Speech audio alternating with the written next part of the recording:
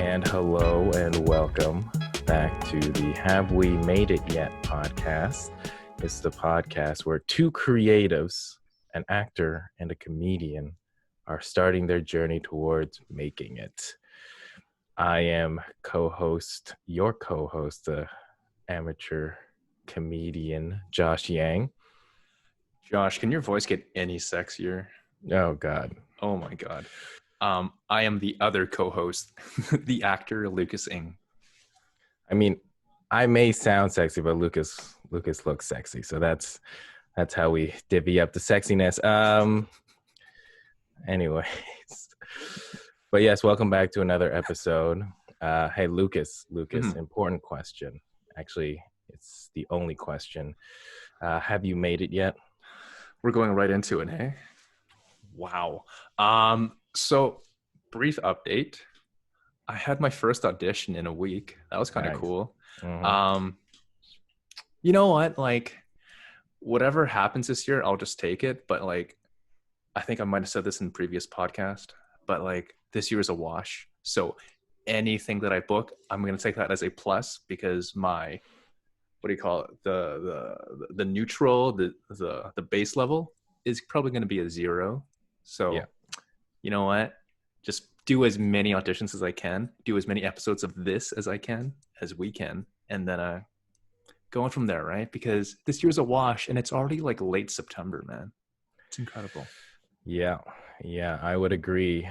This year's a wash. I'm definitely not having written 20 minutes of material or performed very much since March. So We'll see. On that note though, Josh, have you made it yet? I haven't, no, but I've hit a milestone. Hit a milestone of sorts. Today I checked my Sleep with Josh podcast followers on Spotify, and I have 50 followers now. Yes. Dude, we should really celebrate. I wish I had something to cheers you with, man. I know. Either way, I'll be continuously drinking for the rest of the year. I love it. Yeah.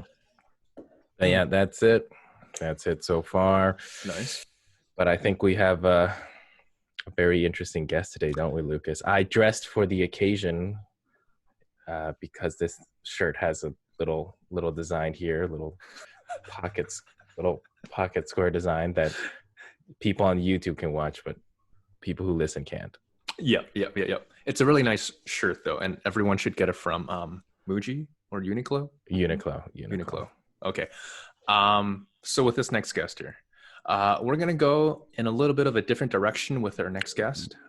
We usually talk with performative artists, but this next artist's art is just as creative and out there as any performative artist.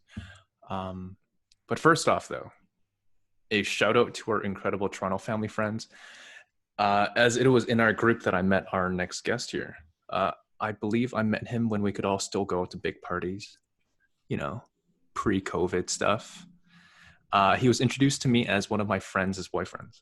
I think we bonded over French bands and musicians like Phoenix, Daft Punk, M83, and Kavinsky, among others, and everything. He's an incredibly cultured person that has had his work showcased all over the world. He's worked with the Harvard Graduate School of Design and locally with the Kensington Market with their campaign, 100 Kensington Posters.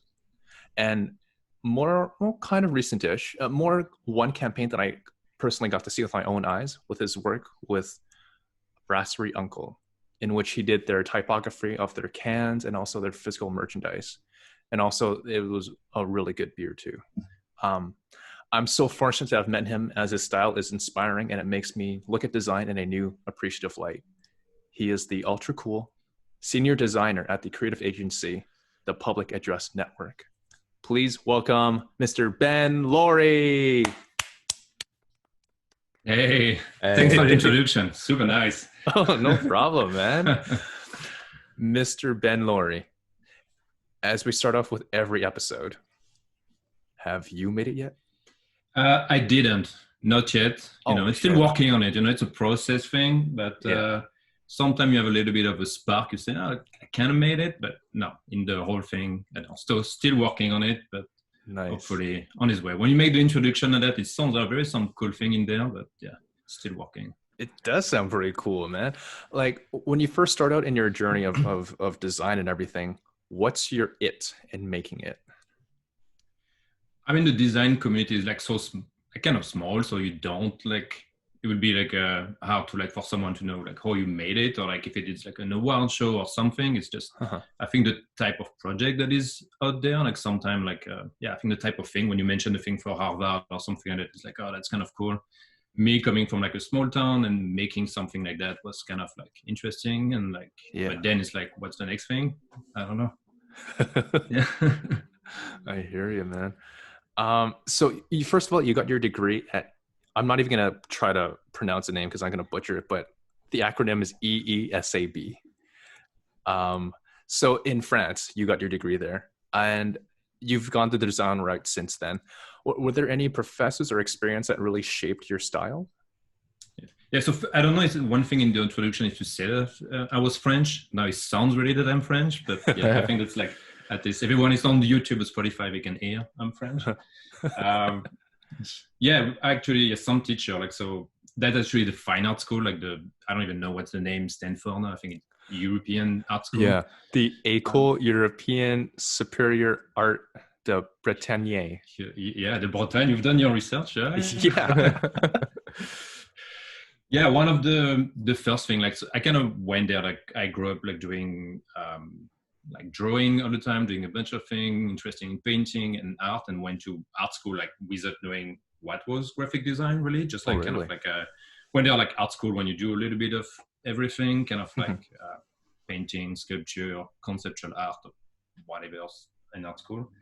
And one of the things that really got me into graphic design was like every week we had like a conference, we had lecture by like a painter, could be a painter, like a poet, an artist, or someone that will come and like talk to the school. And our class, we had to design a poster for those guys. So like every week, or like we had 3 times a week, we had to design a poster for them, and kind of like most of the time screen print everything, kind of like 100 poster, and then put them all over the school. And that's kind of what really started a little bit like my interest into design and the typography, and like kind of the deadline thing was actually quite like, you know, sometimes like, especially in art, we'll be slacking a little bit and like things will drag for a long time. But with that, it's like the artist is coming this Thursday, so the poster has to be printed by then. And I think that's really like helped me into some process for design. So yeah. You really touch upon that. You know, like artistic inspiration can come at a time when you don't really need it, when there's really no deadline. So how did school really give you a structure in the way of thinking? Did school really help you process your ideas a lot more fluidly then? Yeah, for sure. I mean, like our school, I think that now looking back, I think I was really like fortunate to be in that school. Like, it was in Bretagne where I was, where it's like kind of like, of course, not in Paris, where there is like most like well-known school, but because our teacher had so many connections that we had a lot of like workshop guests coming to our school, like even a guy that was like coming from Los Angeles, or like kind of like international exposure, and that kind of like help us like like, or you think about different projects, and like something was really designing posters, some was more like the way you will like do for a book, and something a bit more really like conceptual about communication in general. That was kind of like those type of like small workshop type of thing, but the one for like designing posters, I think was really the thing that I got me into, and that I'm still trying to do today. I think it's still like, I'm still part right now of the, even if with COVID was tough, but like the open studio in Toronto where we do screen printing. I think that's one thing that is like really great, like workshop and like be able to print your thing, I think is cool. And for like these different kinds of graphic design schools, and I guess if you go in studying graphic design, I'm wondering how as a graphic designer you think about the balance between like being versatile and skillful enough that you can take what a client wants and take their vision and put it on like a blank sheet of paper, versus like, you know, as an innate artist, you want to have a specific style yourself that is distinct, You know, like how do you balance that from a distinctness of yourself with what the client wants in terms of, you know, their vision? Yeah, that's a great point, because actually one of the things in our studio public address, we actually say there is no style. So it's not like if someone has a like illustration style for say, and like the client will come to them for like a request. We are more trying to like, of course, like do like things like meaning and being beautiful, but like in a way that it's like for the client. And so, for example, still staying in that school project, but it's like if one artist was like talking about like one was a poet, for example, and he was talking about how like the respiration and the rhythm and everything was important for him. So our goal was kind of like how we can translate that visually. So I think that was really what got me into it, just like to try to understand that person and try to visually do something for him, not so much like but my aesthetic, or like still like my aesthetic, or like make something great, but like understanding something that will be like meaningful for him. Yeah. That's always such an odd balance that you have to do, because I'm sure like as you're growing older and older, you want to be in a tour that has your own distinct style, but also you also have to make sure that you still have money coming in, so you also have to do projects for other people. On that note though, like you've worked in New York and also in Toronto too, is there a distinct difference between, say again, the word style? Is there a distinct style between your work that you've done in New York as opposed to Toronto? I don't know in terms of the fact that it's like I've often worked with like like immigrants, or like me, like coming from different countries. So it's been always really international. So New York was also really like a mix of like the studio where I work, they were from Iceland and from Germany. Nice. But living in the US for 15 years, and like where I worked before in Toronto was also really international. So it's always really a lot of influence that comes together. So I don't know if there is like one style of like city per se, but I think like it's just like the fact that it's like everyone will come with a different background. That will what make it interesting. Also as a team, like design is also like a teamwork, you know. So it's kind of like not. Yeah. So I think that's like the kind of the group coming together, like making some stuff. So yeah. Were there any like cool campaigns in New York that really did kind of test your limits? I mean, the fact a lot of things test my limit in New York. So it's like so I went there. I was in 2012 after school. I mean, I was in school, graduate, and then was trying to do I've done first internship in New York in 2009. Then I graduate, and I was like, oh, I'm gonna do something, go back to New York, kind of like it's gonna be easy. But no, it wasn't easy. It was like really just like I was like, oh, I'm gonna make some freelance in France, where I'm from, I'm gonna work a little bit, make some money, go back to New York. Like, no, that didn't happen. I was trying to make some freelance, but I had kind of no money. And after kind of a year and a half, 2 years, I was like, I'm not going anywhere right now.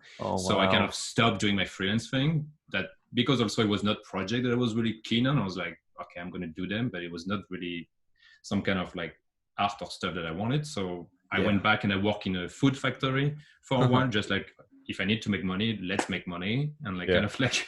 You know, just like if you got to do it, just do it. And I've done that for like few months, working night shift type of thing, then working on like restarting a little bit in the design where I was, but like really slowly.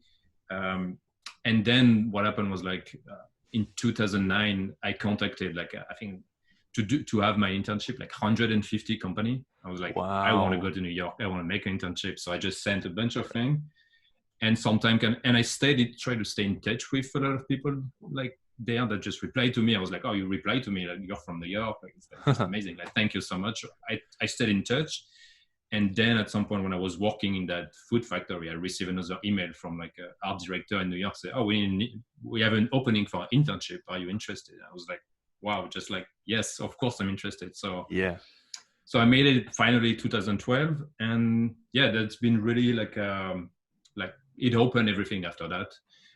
It's a small design studio, but like those guys were working Carlson Wilker, like kind of knew everyone sort of thing. So and so humble in a way that just also like kind of blew my mind. Like the fact that like that for me, those guys that have been looking up in magazine or like in design book for a long time, kind of like were so like passionate and just nice people, right? You know, you don't have to be like asshole. And yeah, and just like for 4 months, just like working on a bunch of cool things, like an art gallery in Iceland, kind of doing the design for it and everything. But the fact, your question was like, was that challenging? Yes, when I arrived there, I barely spoke English, like a little bit. Like I'm still struggling here now, but you're doing well, man. Yeah, thanks.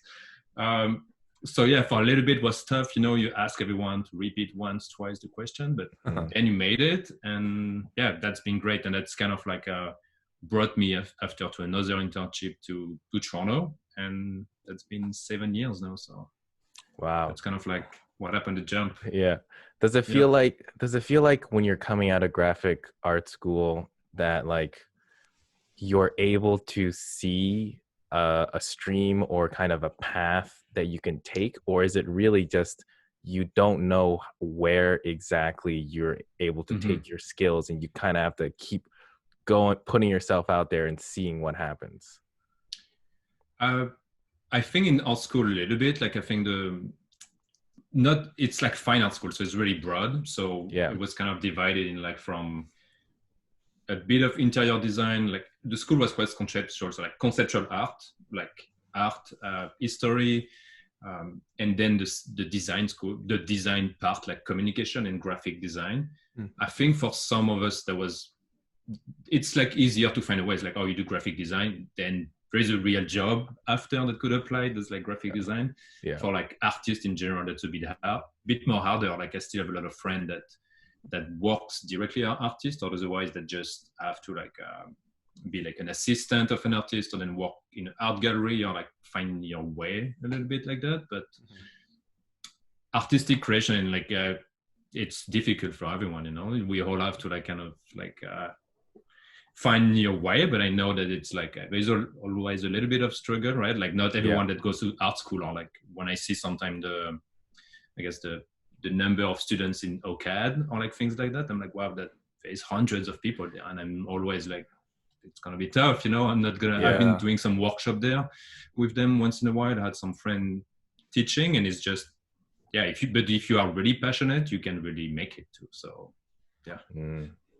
On that note, though, is there any advice that you wish you had that now you found out through the hard way? From what I learned, or like from what you experienced after graduating and the reality of having to hustle so hard to find your first position. I think, from you after school, you really want to go directly to kind of like your dream job, let's say. It's like, I want to know, like, and sometimes you finish school and you are into this high note, into like thinking that, you know, everything's going to be easy, but it's hard. And like, so even after school, if you take one job, even thinking that, you know, it's not maybe the most interesting, maybe the most challenging, but you will always learn something. So for me, that was always like, okay, maybe the client that I'm going to work for in this advertising company is not exactly what I hope to do, right? I want to do more like a cultural client or things like that, but at least I will learn a bit more the software. I will learn the deadline. I will learn to be on time to deliver things. So at the end of the day, you still learn, right? And then after a few months, like, all right, now I move on. And like, they didn't really understood that. So because, just for a funny story, but I was in a small advertising agency, and I had a full-time job there for like 10 months or something. And then sometime when you sign up for a full-time job, like they think that's it. It's kind of, you have a full-time job forever. But then I quit, and I told them, oh, I'm going to New York for that unpaid internship. And my boss at the time looked at me, and it was just like mind blown. Like, how come you're leaving a full-time paid job to do unpaid internship? And I was like, yes, just I have to. Like, that's my passion. That company is New York. It's what I want to do. And like, he didn't really understood, but I was like, I'm going to take that challenge. Like, maybe I'm going to fail. Maybe I'm going to be back here in 3 months, but I have to try. And hopefully it worked out. But it wasn't a pass. I mean, like, that's definitely something you know you can do if you have conviction in your passion, right? And I'm wondering, like, when did you find that conviction that you knew you wanted to do graphic design? Was it like during art school, or was it before, when you were younger and you knew that like, I can't do anything else? I think I always had a little bit that passion, artistic passion. Let's say I've always been into like drawing or doing things like that, as I was saying, like painting, like into that cultural world. But I only kind of discovered graphic design, let's say, in my third year of university. Oh, wow. Okay. Like before that, I was like, I'm just doing things here that I like. You know, I like a bit of photography. I like doing like whatever, like etching technique or like art sculpture thing, but without knowing what was graphic design. And then only in my third year, I was like, oh, okay, this is something that I like to do. Mm. And especially, I think for me, that was really the fact that it was more like design is really something you design for someone else too, that you have to put their work out there. That's what Right. interested me a lot. That like sometimes like artists, you put more a lot of your personal thing. Like I really like doing things also like commission in a way, and that's what graphic design is about, right? You like answer to like the design proposal and things like that. That's and the versatility of the thing. That's like you can make like a book, a poster, or like installation. You can make like so many different things that I thought was pretty cool. Yeah. Is that also kind of like the mindset you kind of need to go into graphic design to want that constant, you know, change in like what the client wants, because you're basically tested every single day to come up with something new, something different, and like something that wasn't the same as what your previous work really was.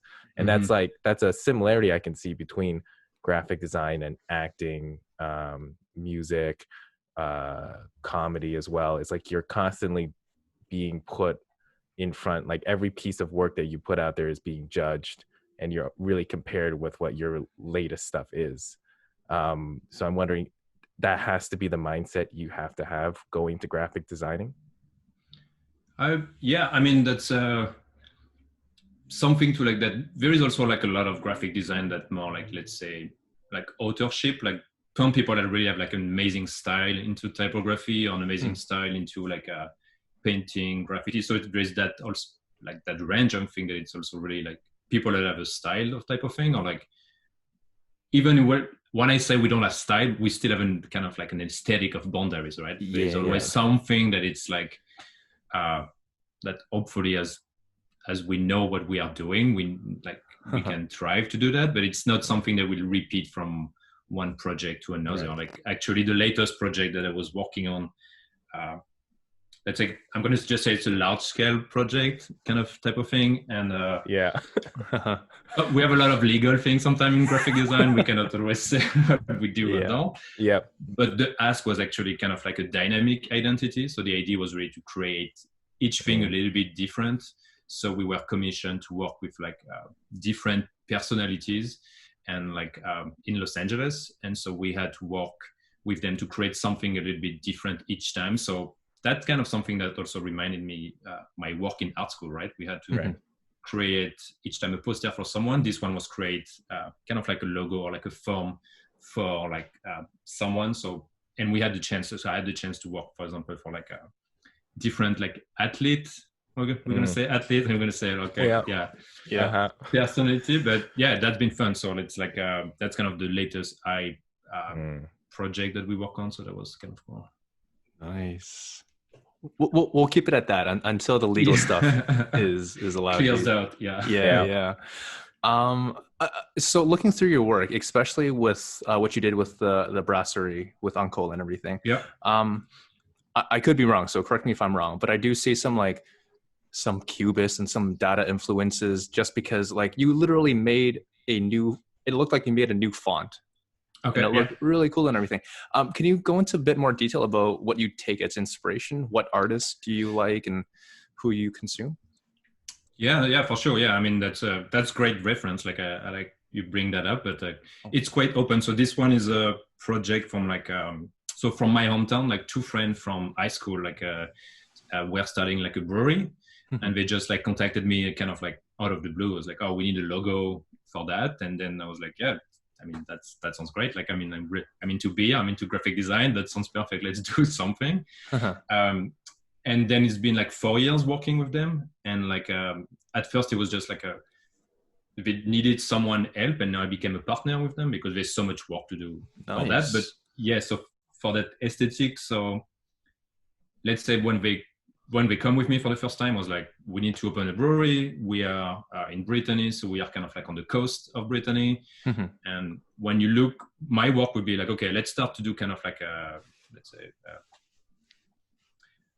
like an aperçu of what's happening in terms of the brewery. What are the other brewery happening in France or in Brittany right now? And everything would be quite traditional, for example. So it's like a lot of like kind of like Celtic reference, a lot of like kind of like Game of Thrones like vibes, like a lot of like old school thing. And that's what everything looks like, right?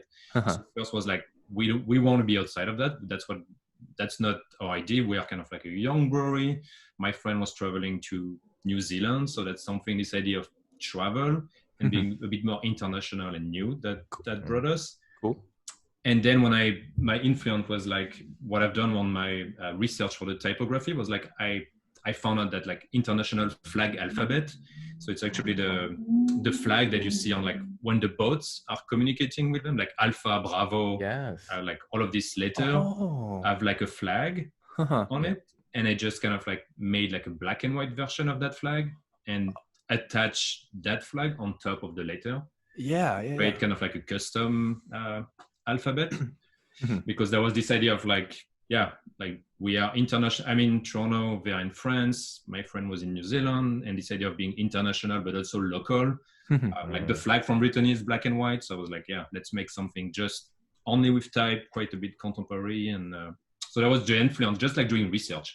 I think the research driven is really what is really important in our practice. So I think it's only start with like before going to I'm going to make that design that have that aesthetic. We always start with research. It's like learn about the project, learn about the background, and then I was like, wow, there's that alphabet. That's kind of cool. Like because I was doing research about like boats or like things related to the ocean and things like that. Everything starts with research. So it's just happened like that, and that's kind of like influence like. Even in our project that we do in the studio, there is always that phase of research and understanding that is really important. You will not start doing visual before understanding exactly what you're dealing with, right? Holy crap, man. Interesting. Do you have like a specific kind of design or graphic like design piece that like is your favorite, or like you think is when you first saw it you were more blown away by it than like maybe other pieces of graphic art? I mean, there's a lot of influence. Like the maybe I would say two things. Like one, so that was kind of the when I was working on that brewery, I was still outside, like working as a, let's say, independent for that brewery. I read an article about the Brooklyn brewery, so in New York. And actually they started like they contacted the designer that was called that's Milton Glaser, the guy that designed I Love New York. So like kind of the most the more like famous logo, iconic. There's not that many pieces, right? When you say that to like people, it's like, oh yeah, I know that thing, right? Because it's everywhere. And he was actually contacted by the Brooklyn brewery to like design the whole identity.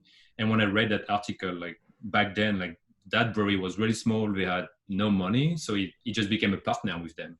And I was like, oh, wow, that's a great idea. I should do that with my friend back home, right? So I think he maybe has a great influence. It's kind of like in New York, of course, like all of his work is very influential. And another one I would have to say, I think it's like Sagmeister is a like really influential designer in New York. So that's kind of influenced the studio where I worked in New York before too, kind of the same influence, and being more like a lot of like freedom and experiment with typography, and like also a lot of like not only things made, let's say, on computer, but a lot of installation and like a lot of like things made real. And I think a lot of things are also really beautiful and like well, it's kind of like crazy sometimes, a bit like on the edge, but I will pushing one poster, let's say, that I'm going to say it, a poster that he has done for like back then for like a lecture. He carved on his chest like the type. That sounds a bit extreme. When you see that piece, it's like, wow, that's something else. So it's been put. That's not what he do most of the time, right? But he's been pushing a bit what is conceptually like a design thing. So I think that's been really interesting. Like, He's been doing things with flour too, so it's not only like Okay. crazy artisting thing, but yeah, it just Hold on. So he did it live? Like he carved it in with like a sharp, or like it was carved in? it was just like, I think if you just like take like a tiny blade from like a razor thing, you can just like do like a tiny thing like that. Yeah, I know that sounds a bit extreme, but the poster is beautiful though. It's just like, Hey, you have to bleed for your art. Yeah, man. Yeah. That's so metal. Holy shit. Oh my God. Hardcore. Maybe that sounds too metal. Maybe I should have said another example. But yeah. No, man. I mean, it's stranger than fiction. Sometimes, reality is hard to believe. This entire year is hard to believe. So, I mean, who knows? For sure. Yeah. Yeah. No, it's whatever speaks to you, man. Whatever is your artistic expression, just do it. Other than graphic designers and artists that you like, are there any other like art mediums that you also consume, like musicians that you take influence to, actors, comedians that you like? Yeah, I mean, like, I don't know if I will have like say like a different name, but yeah, of course, in general, like architecture, different, like when back then we were still able to go to art museum too, like I think that was still a thing. But yeah, I think I just consume a lot of things. I'm not that knowledgeable in a lot of like musician and things. So if you ask me something, I'm not sure I will say, but yeah, just like try to get the inspiration from like a bunch of different places. Yeah. This is probably more of a side question, if anything, but I have to bring this attention up. Like for our YouTube viewers, we do see a Muhammad Ali poster behind you. Oh yeah. How big of fighting is an influence to you and your craft? I did this. That's one of the only thing that I've done during quarantine, right? I've done like that. I was like, I need to do some more painting, so I've done that posters. It's actually like made from like from some study that I found, like because it trained in Toronto in 1966. Yeah, on Hossington, yeah. I was like, oh, that's kind of like a cool story. So I just look it up and then like, started to make some poster, during quarantine, painting things. But like kind of the fighting spirit, I guess. Yeah. Oh, so you made the poster in the back during quarantine? Yeah. Can we see it? Sure. Is it possible to see?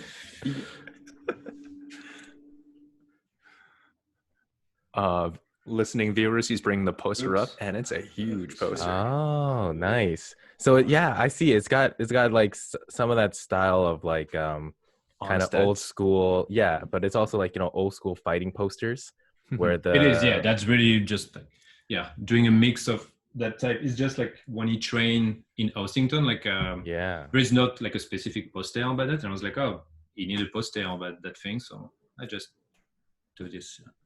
Oh man, that's interesting. How's quarantine been for you, like in terms of, I guess, adjusting to work as a graphic artist, but also like how has quarantine affected that industry? Because it'd be tough to really pinpoint the impacts.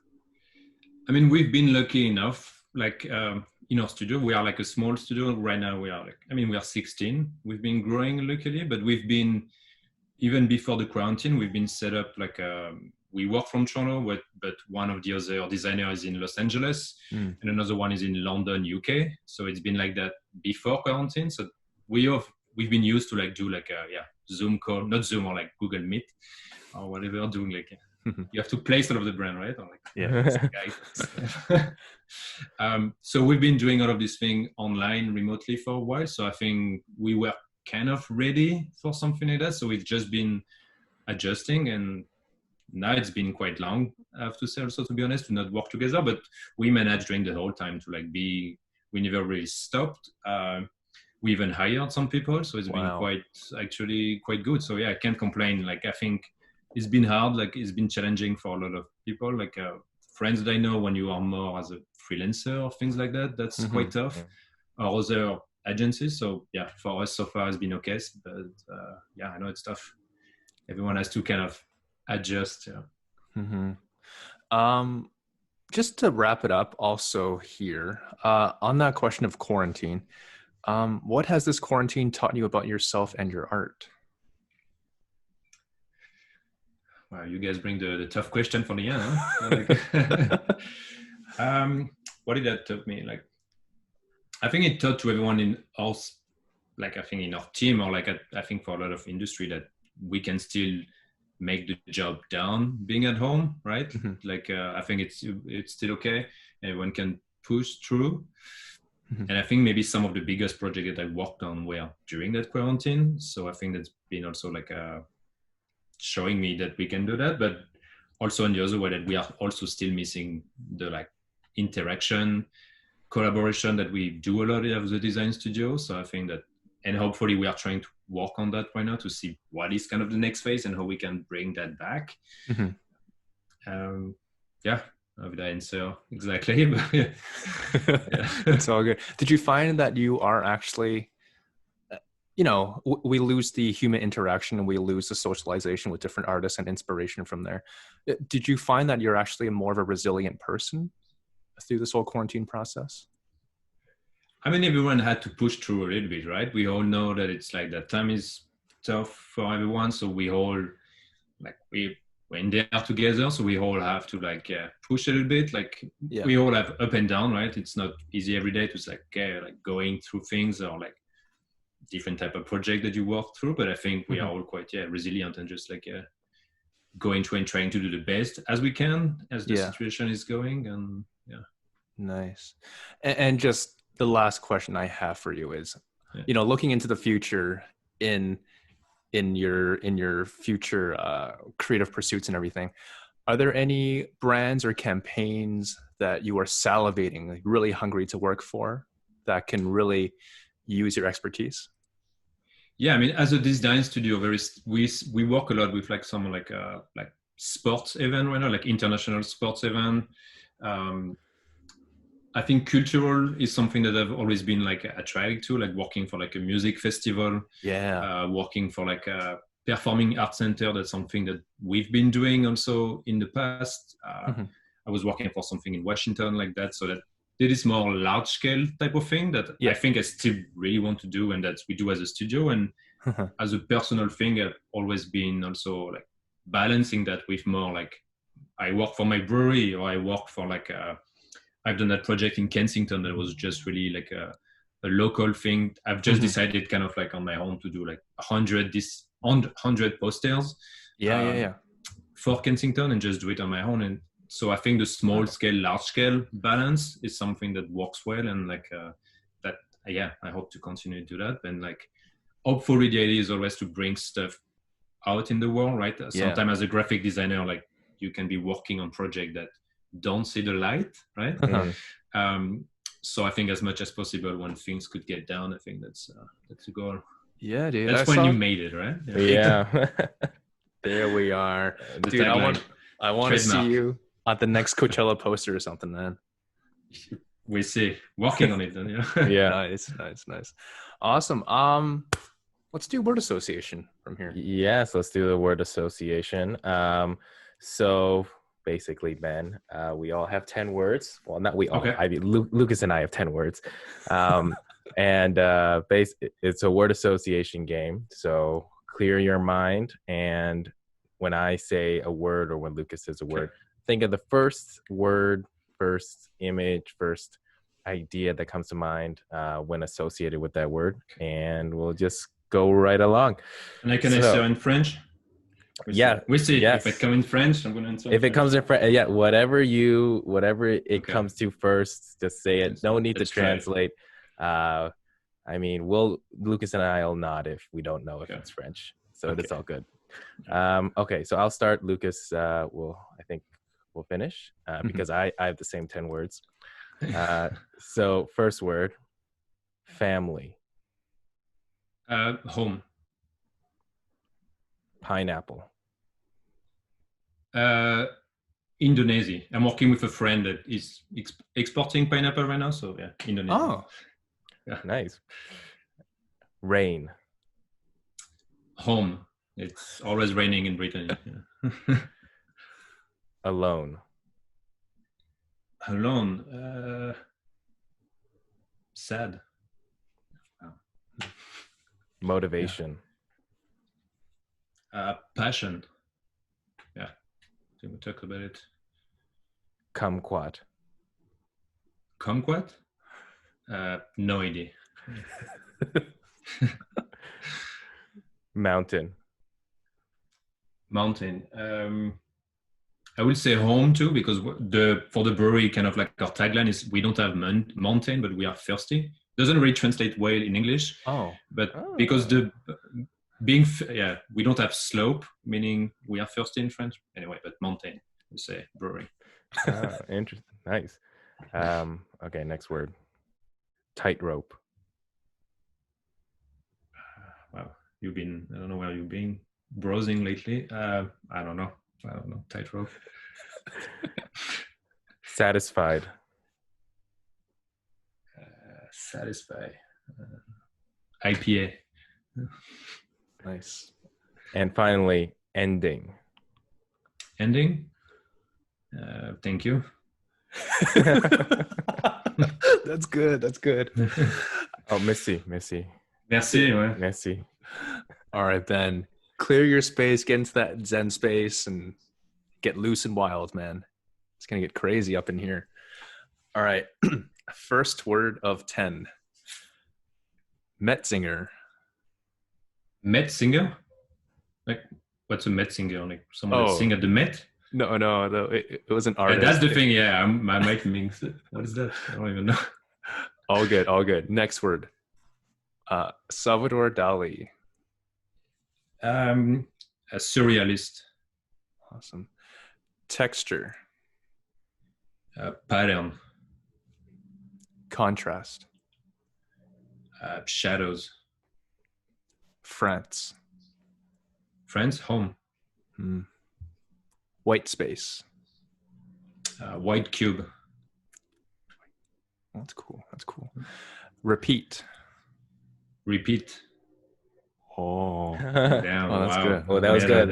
That sneaks into you. Yeah. Fit.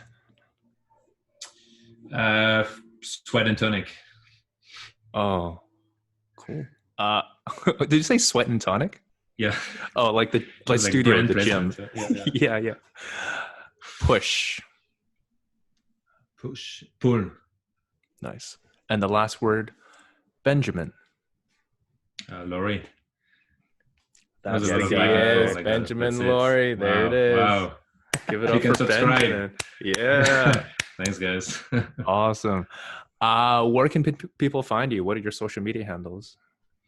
They can find the studio like Public Address Studio on Instagram. That's where kind of the latest work will be.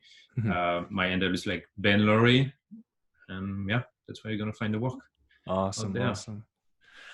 Josh, what are your handles? At Josh Yang Comedy across everything. And of course, Sleep with Josh podcast. 50 followers on Spotify. It's a good day. Job. It's a good day. But yeah, if you want to listen to me read stuff. I did a good one. I think this week I'm putting out Ruth Bader Ginsburg's majority opinion, just to tip of the hat to Notorious RBG. So there's that. If you want to hear what she wrote for Supreme Court opinion, you can always check out that podcast. But yes, Lucas, what are your handles?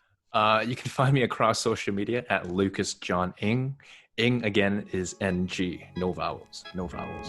And click like and subscribe to this podcast, the HWMIY podcast. And thank you so much again for listening to episode 34. 34. Okay, awesome. We'll see you all next week. Bye-bye. Thank you. Merci. Merci. Bye.